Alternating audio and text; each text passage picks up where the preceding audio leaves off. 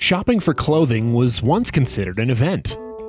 Customers would put money aside to purchase new clothing only at specific times of the year. Fashion shows, which showcased new collections and clothing lines several months before they were available in stores, would provide the style-conscious a sneak peek at what was about to come. However, in the late 1990s, this began to alter as shopping became a form of entertainment and discretionary clothes purchasing increased. Fashion became more accessible to the general public, and it gradually evolved into a work of art. Low-cost design achieved its pinnacle in the late 1990s and early 2000s. And then we entered the era of fast fashion. Cheap, trendy knockoffs mass-produced at minimal cost that allowed customers to feel as if they were wearing the same fashions that walked the runway or were sported by their favorite entertainer. It appears too good to be true. All of these places sell cool, trendy stuff that you could buy with your free change or an extra discount, wear a handful of times, and toss away after. Let's discuss the economics of fast fashion, and of course, the pros and cons. But before starting the long debate, first let us understand the definition of fast fashion, its business models, and what makes them so popular. Fast fashion is a contemporary term used by fashion retailers that refers to clothing designs that moves fast from the runway to stores in order to capitalize on current trends. It helps ordinary people to get their hands on the latest hot looks or the next big things or trends for a reasonable price point. Fast fashion became popular as a result of cheaper, faster manufacturing and shipping technologies, increased consumer demand for up-to-date styles, and increased consumer purchasing power, particularly among young people, to satisfy these instant gratification desires. Fast fashion retailers are known for introducing new products numerous times in a week in order to stay on trend. It is threatening the major clothing labels' practice of producing new collections and lines on a regular, seasonal basis as a result of all this. H&M, established in 1947, and Zara, established in 1975, are two of the most well-known fast fashion brands. They are considered the leaders of fast fashion. Uniqlo, Gap, Forever 21, and Topshop are among the other major retailers. Other up-and-coming online-only fast fashion brands include Boohoo, Shane, and Fashion Nova. It's no surprise that consumers were enamored with these businesses because of their fresh designs, exciting inventions, and easily available merchandise. To attract more clients, these firms duplicated the beauty and components of the best high-end fashion sectors quickly and cheaply. However, many businesses are both merchants and manufacturers, while the actual production of garments is frequently outsourced. Fast fashion is achieved by innovations in supply chain management among fashion retailers.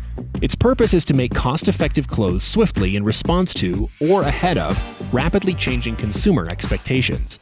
The assumption is that consumers demand high fashion at a low price.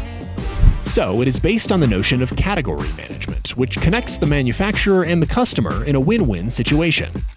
Well, the speed at which fast fashion happens necessitates this type of collaboration. So, they introduce clothing collections based on the most recent fashion trends, but designed and made rapidly and cheaply to allow the general public to benefit from current clothing patterns at reduced prices. While the clothes are frequently sloppy, they aren't meant to be worn for years or even several times. The typical clothing industry model operates seasonally, with the Fall Fashion Week presenting designs for the following spring and summer, and the Spring Fashion Week showcasing looks for the following fall and winter. There are also often pre-fall, pre-spring, or resort collections. Fast fashion labels, in contrast to these 4 seasons, generate around 52 micro-seasons per year, or one new collection per week, of items meant to be worn right away rather than months later. And if we talk about the economics or annual revenue of fast fashion industry, aside from the anomaly of the 2020 pandemic year, the apparel business has been rising at an annual rate of up to 8%, with fast fashion leading the way. Since 2015, the worldwide fast fashion market was expected to reach around $68.63 billion in 2020. The market is predicted to increase from $68.63 billion in 2020 to $163.46 billion in 2025.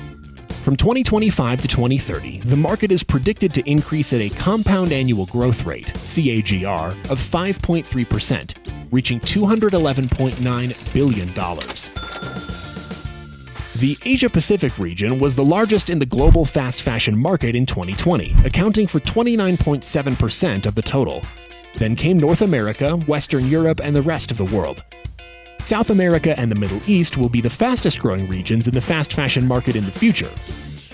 with CAGRs of 32.4% and 28.9%, respectively. Africa and Eastern Europe, which are predicted to expand at compound annual growth rate CAGR of 25.2% and 23.0% respectively, will be the next markets to emerge. Furthermore, in 2050, clothing sales are predicted to surpass 160 million tons, more than 3 times what they are now. Fast fashion firms employ tens of thousands of people in their offices, stores, and factories, and they profit millions of dollars each year.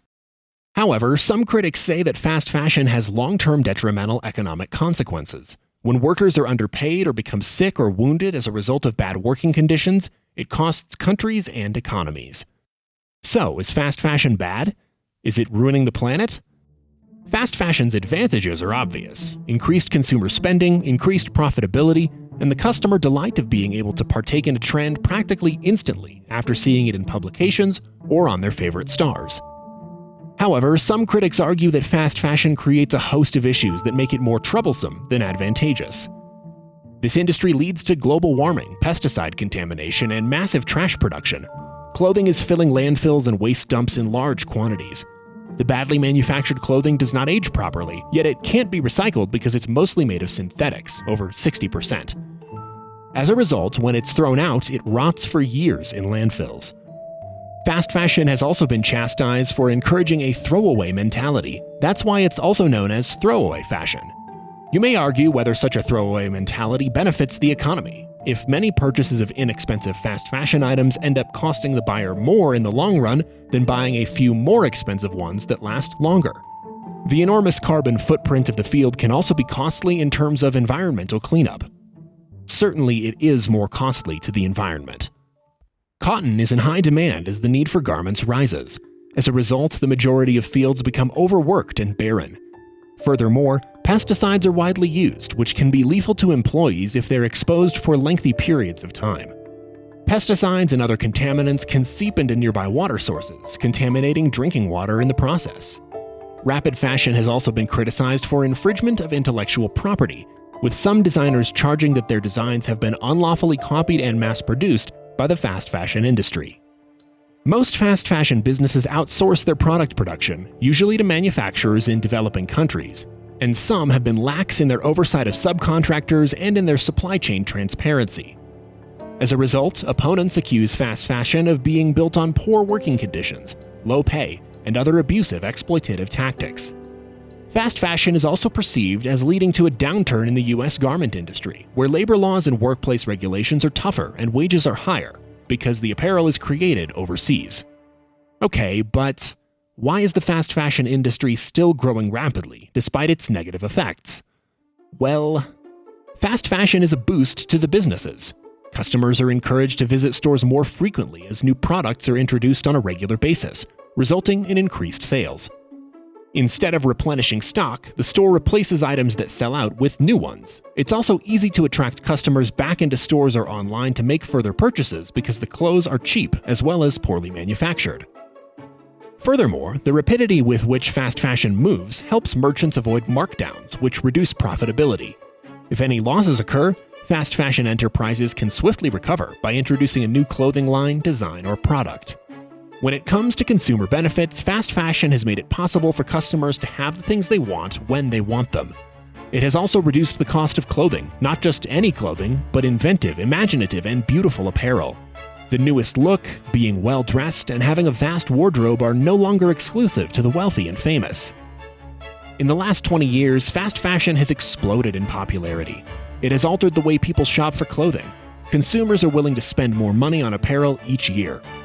Consumers in the United States prefer shopping for quick fashion 88% of the time, followed by consumers in Europe, 46%, India, 25%, and China, 25%. As a result, proponents claim that rapid fashion has revolutionized fashion and society as a whole. Even individuals with limited resources can buy new clothes on a regular basis, indulge in amusing or impractical stuff, and wear something different every day. So, whether the disadvantages of fast fashion outweigh the benefits, it is indeed a debatable issue. And the discussion is likely to continue as long as people enjoy shopping for high-end fashion at inexpensive prices. If you found this video informative and enjoyed the content, make sure to subscribe to our channel and hit the like button as well. And if you have any questions, feel free to ask us. We will be happy to answer them for you. Thank you for watching.